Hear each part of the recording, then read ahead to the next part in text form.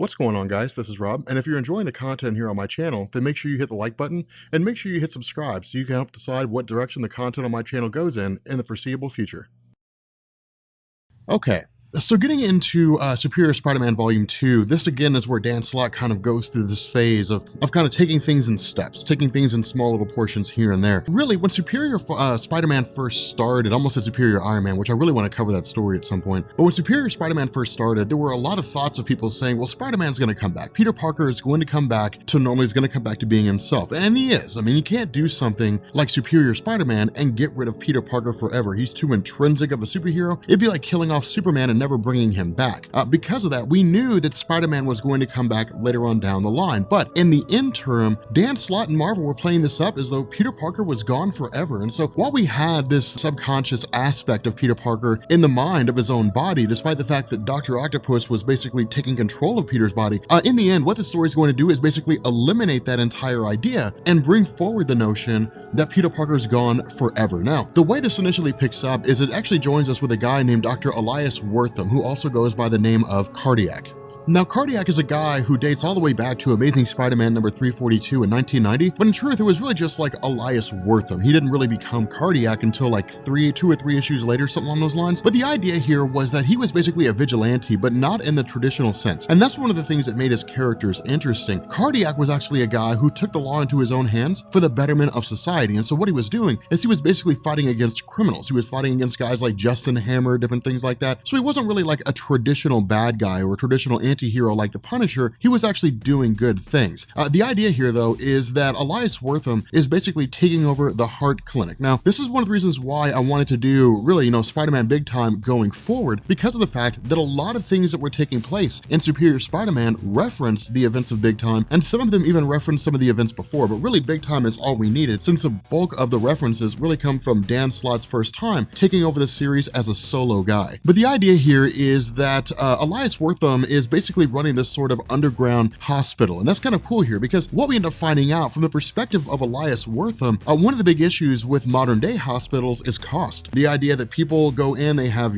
pre-existing conditions, yada, yada, yada. And it's really Dan Slott's way of saying, this is the biggest problem with society at the moment, is that you have people who need legitimate medical attention, but they're basically knocked down on the donors list because they have existing conditions or because they're just not as high up, somebody registered before them. And it's really just one of these ideas where it is a lot of people need more help than there is help that's actually available. And so because of this, we end up finding out that Elias Wortham has been going through and launching these little attacks where he's basically been stealing supplies from places in order to provide his people with the help that they need. But these supplies that are being stolen are supplies that were confiscated from criminals. So it actually kind of begs an interesting question. Is he really doing the wrong thing, or is he doing the right thing, or is he doing the right thing for all the wrong reasons? I'm sorry, is he doing the wrong thing for all the right reasons? And so because of this, again, it kind of throws us in a moral quandary. And that's one of the things that I love so much about Dan Slott's Superior Spider-Man, is it really brings a lot of moral philosophical ideals into the equation. I mean, we talked about that in the last video when Superior Spider-Man killed Massacre. If you kill one man to save 1,000 people, is it the right thing to do? It's good old-fashioned Jeremy Bentham,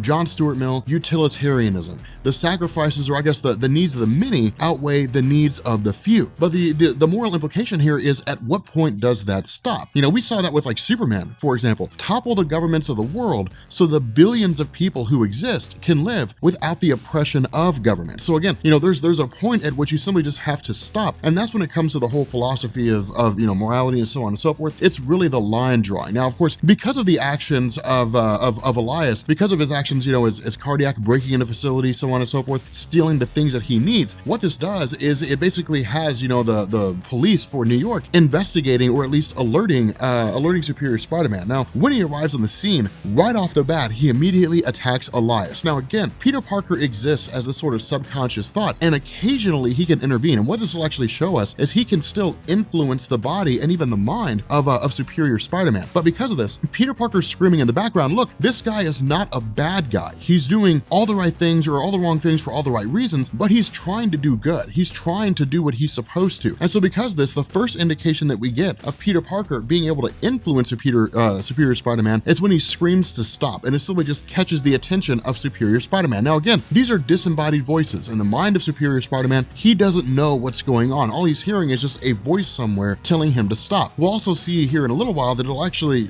Peter Parker will start moving his own hand at different things like that. But again, this is basically just I guess an effect of the two of them fighting one another. But when we end up finding out that Elias is here to basically steal something called the neurologic scanner, which is designed to basically map the human brain, Superior Spider-Man realizes that as Dr. Octopus, he made that device. And so in his mind, Cardiac is stealing something that inherently belongs to Dr. Octopus. Now, this is a funny situation because what this does is it throws into sharp relief the idea that despite the fact that Dr. Octopus took over the body of Peter Parker and is now operating as Spider-Man, he can't quite let his past go. He can't quite let go of the fact that he was a bad guy, the things that he invented. If this was a wholesale relaunch, if this was a wholesale idea of Dr. Octopus walking away from his past, he would simply say, well, you can have it. That's my past life. But the fact that he feels like it still belongs to him means he simply can't let that go. Now, from here, it is the idea of him trying to figure out what's going on inside of his own mind, and the idea that Peter Parker had basically stayed his hand, despite the fact that Superior Spider-Man was going to kill Cardiac. And so at this point, it's basically Superior Spider-Man tagging Cardiac with one of these, little spider trackers so he can track his location, as well as Superior Spider-Man going back and see if he can't figure out what's going on with his own body. Now, what ends up happening here is in the middle of his investigations, he's basically contacted by the Avengers. Now, this is actually kind of a funny situation because it's basically Superior Spider-Man versus the Avengers. And what Dan Slott did with this is he designed this explicitly, or really wrote this explicitly for the purpose to show us how Spider-Man would stack up against the Avengers, because we haven't really had a reason to see a story where he takes on the entirety of the Avengers, because Spider-Man's always been a good guy. He's always been a guy that fought on behalf of the Avengers, but he never really fought against them, at least not as a person who was literally trying to do them harm. And so because of this, the Avengers basically call him in and say, look, we've been watching the things that you've done. You've taken a far heavier hand with villains than you have in the past. You killed Massacre. You almost killed Cardiac. What is going on with you? Now, of course, because of the fact that they basically want to take him and conduct a full scan, a whole battery of tests, the fear of Superior Spider-Man is the Avengers will figure out what's going on with him. They'll actually figure out that Dr. Octopus took over the body of Peter Parker. And so, of course, this leads to a skirmish between these members of the Avengers, Superior Spider-Man himself. Now, keep in mind, this is not like a full contingent of the Avengers, but the ones who are here are nothing to laugh at. I mean, you've got Wolverine with his heightened senses, Captain America with his agility, you have Thor, you have Jessica Drew, Spider-Woman. I mean, you have some pretty formidable guys here. And of course, Black Widow. I don't want to leave Black Widow out. But what ends up happening here is there's basically reference made to the idea that that Superior Spider-Man, I'm so used to saying Peter Parker, that Superior Spider-Man's spider sense makes it almost impossible for the Avengers to take him out. And that's something that I want to kind of talk about here for a second. Really, in my mind, and for the longest time, and Sal over at Comic Pop will tell you this, for the longest time, I always thought Peter Parker was just a stupid character. Like, I never liked Spider-Man. I was like, hey, look, he's popular, people like him, whatever, I don't really care. But, after really analyzing him further and going through these stories, and as well written as a lot of these stories are, one of the reasons why Peter Parker,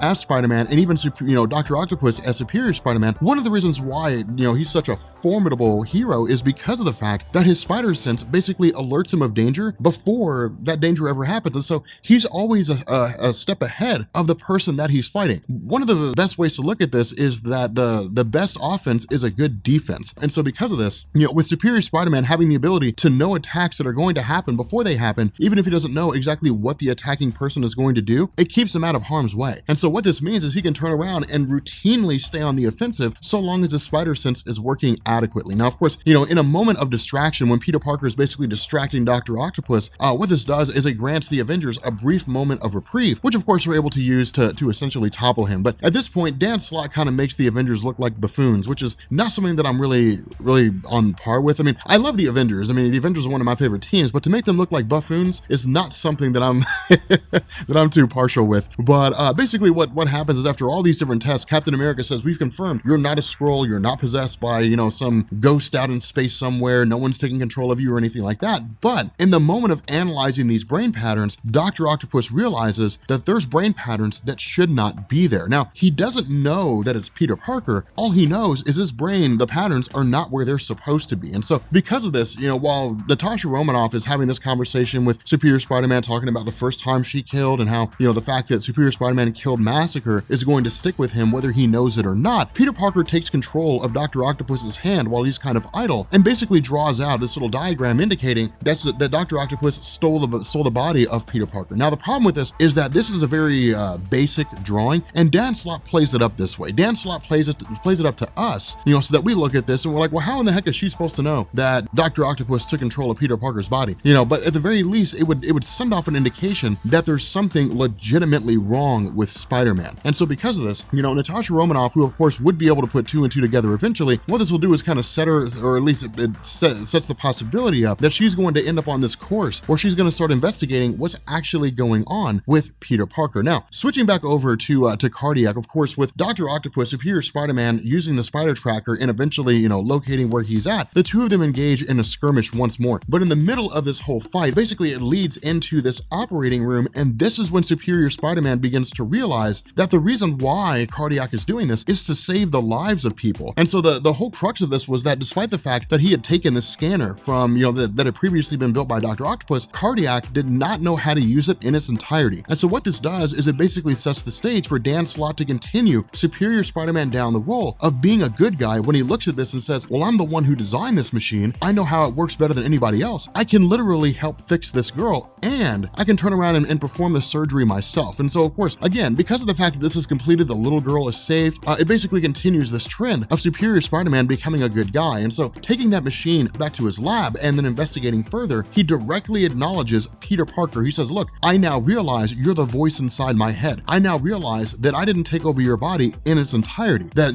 for some reason or another, your consciousness is still there. Now, after doing a little more investigating after that, what we find out is that this essence of Peter Parker that's talking to Dr. Octopus is basically an amalgamation of his memories, in the sense that as long as Dr. Octopus uses the memories of Peter Parker's essence will always be there. And this is really Dan Slott essentially saying that we as people are effectively just a combination of all our experiences. Everything that makes us who we are the things that we've been through. And so because of that, Peter will always be alive so long as his memories are there. And so Dr. Octopus takes the most logical step and simply says, we have to purge these memories from my mind. Now, this was actually a really, really, really cool segment of the story, because this pits Peter Parker and Dr. Octopus against one another in a way that hasn't really been seen before. Routinely speaking, when these guys go against one another, they just kind of fight. I mean, it's really just a fight in the city, and it goes on for a little while, and then innocents are put in danger. Peter Parker defeats Dr. Octopus. Dr. Octopus goes away for a little while. He manages to break out, and then it starts all over again. It's pretty par for the course. You can set your watch to the fights between Peter Parker and his rogues gallery. But what this does is it introduces a new dynamic, because what they're doing is they're fighting inside the mind of Peter Parker's body. And so what this does is it creates a pretty even playing field between the two of them.